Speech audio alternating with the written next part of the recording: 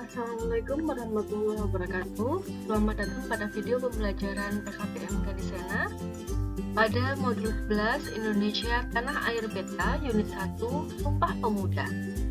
Untuk mata pelajaran PPKN kelas 9 Paket B Pendidikan Kesetaraan PKBM Gadisena.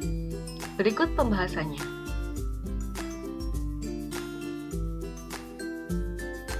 Unit 1 Sumpah Pemuda. Sejarah Sumpah Pemuda. Sebelum tahun 1908, perjuangan bangsa Indonesia dalam melawan penjajahan masih mengalami kegagalan. Penyebab kegagalan perjuangan melawan penjajahan disebabkan oleh bentuk perjuangannya yang masih bersifat kedaerahan dengan mengandalkan kekuatan fisik dengan senjata dan masih mudah diadu domba oleh penjajah dengan politik divide et impera. Divide et impera artinya dipecah kemudian dikuasai. Setelah tahun 1908, perjuangan bangsa Indonesia dalam melawan penjajah mengalami perubahan, yaitu dengan cara organisasi yang terorganisir dan bersifat nasional. Organisasi pemuda pertama yang terbentuk adalah Budi Utomo yang dipelopori oleh Dr. Wahidin Sudirohusodo. Tokoh Budi Utomo adalah Dr. Sutomo. Berdirinya organisasi Budi Utomo pada tanggal 20 Mei 1908 menjadi penggerak dan pendorong bagi munculnya organisasi kepemudaan di Indonesia. Tanggal 20 Mei 1908 peringati sebagai Hari Kebangkitan Nasional. Organisasi kepemudaan yang terbentuk setelah munculnya organisasi Budi Utomo berangsur-angsur antara lain: yang pertama, Trikoro Dharma yang nantinya berganti nama menjadi Jong Java yang diketuai oleh R. Satiman Wiryo Sanjoyo yang didirikan pada tahun 1915. Yang kedua ada Jong Sumateranen Bond, Persatuan Pemuda dan Pelajar Sumatera yang didirikan pada tahun 1917. Yang ketiga ada Jong Ambon, Persatuan Pemuda Pelajar Ambon yang didirikan pada tahun 1918. Yang keempat ada organisasi Jong Minahasa, Persatuan Pemuda Pelajar Minahasa yang didirikan pada tahun 1918 sampai dengan 1919. Dan yang terakhir ada Jong Celebes, Persatuan Pemuda Pelajar Celebes didirikan pada tanggal 1819 sampai dengan 1919.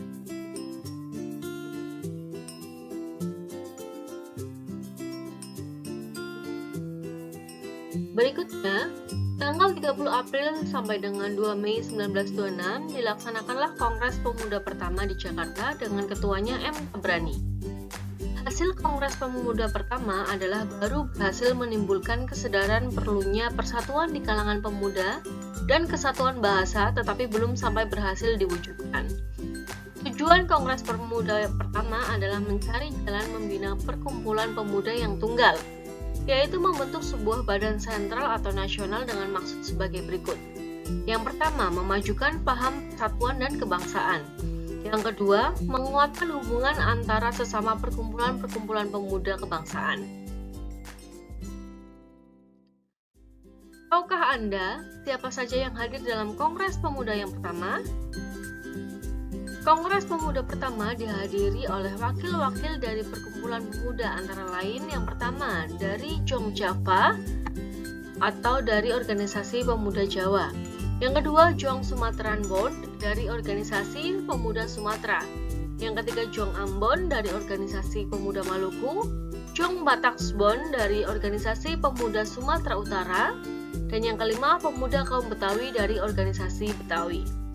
Untuk mewujudkan hasil Kongres Pemuda 1, maka pada tanggal 28 Oktober 1928 dilaksanakan Kongres Pemuda 2 yang diketuai oleh Sugondo Joyo Pospito. Hasil dari Kongres Pemuda yang kedua ini kemudian dikenal dengan Sumpah Pemuda. Teks Sumpah Pemuda dibacakan pada tanggal 28 Oktober 1928 bertempat di Jalan Keramat Raya 106 Jakarta Pusat yang sekarang menjadi Museum Sumpah Pemuda.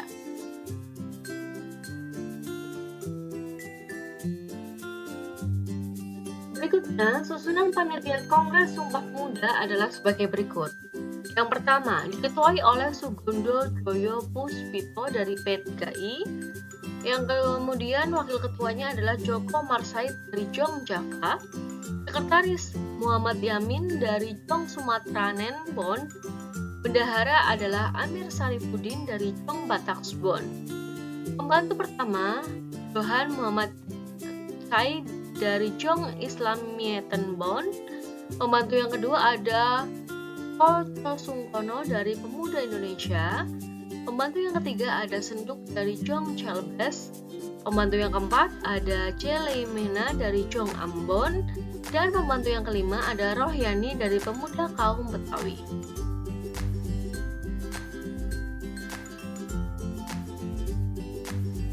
Isi dari Sumpah Pemuda tersebut adalah yang pertama, kami putra dan putri Indonesia mengaku bertumpah darah yang satu, tanah Indonesia.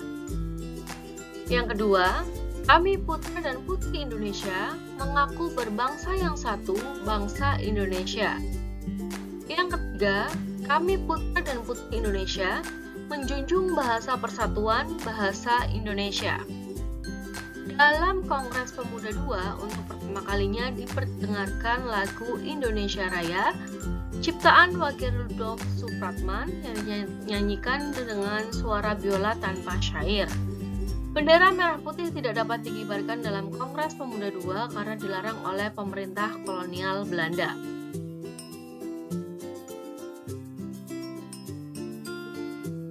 Makna dan arti penting Sumpah Pemuda.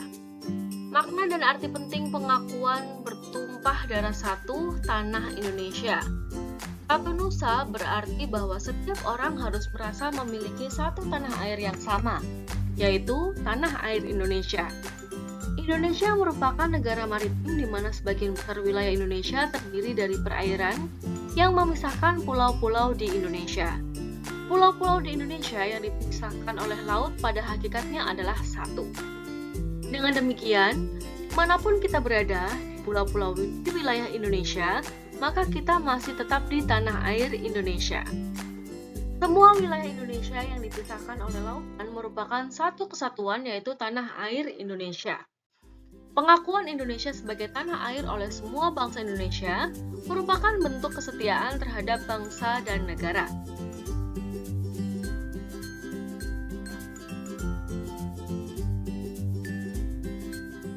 Selanjutnya, makna dan arti penting pengakuan berbangsa yang satu, bangsa Indonesia. Satu bangsa memiliki makna. Walaupun kita berasal dari suku yang berbeda, tetapi kita tetap satu bangsa, yaitu bangsa Indonesia.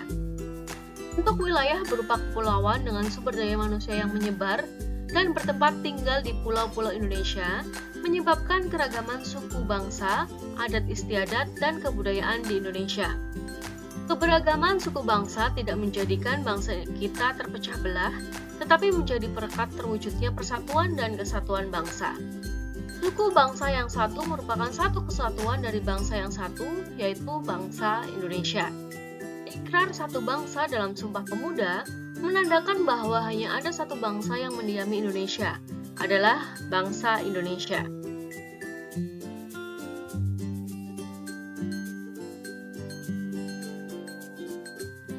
Selanjutnya, makna dan arti penting menjunjung bahasa persatuan, bahasa Indonesia. Makna satu bahasa Indonesia adalah bahwa bahasa yang dapat mempersatukan bangsa yaitu bahasa Indonesia. Bayangkan ada bahasa Indonesia menjadi alat komunikasi antar suku dan antar daerah di Indonesia. Bahasa Indonesia menjadi bahasa dijadikan sebagai bahasa pengantar pendidikan dalam kehidupan bermasyarakat, berbangsa, dan bernegara. Bahasa Indonesia menunjukkan jati diri bangsa Indonesia. Untuk mewujudkan makna satu bahasa Indonesia setiap bangsa negara, diharapkan dapat menggunakan bahasa Indonesia dengan baik dan benar dalam setiap kegiatan baik di lingkungan masyarakat, berbangsa, dan bernegara. Pembahasan yang terakhir tentang nilai-nilai luhur dalam semangat Sumpah Pemuda. Yang pertama, mengutamakan kepentingan bangsa di atas kepentingan pribadi dan golongan. Yang kedua, menjunjung menjunjung tinggi persatuan dan kesatuan. Yang ketiga, sikap cinta tanah air. Dan yang keempat, menghargai dan menerima perbedaan. Demikian pembahasan mengenai modul 11 unit 1. Kami dari PKBM Gandisena mengucapkan terima kasih. Sampai jumpa pada video-video pembelajaran berikutnya. Wassalamualaikum warahmatullahi wabarakatuh.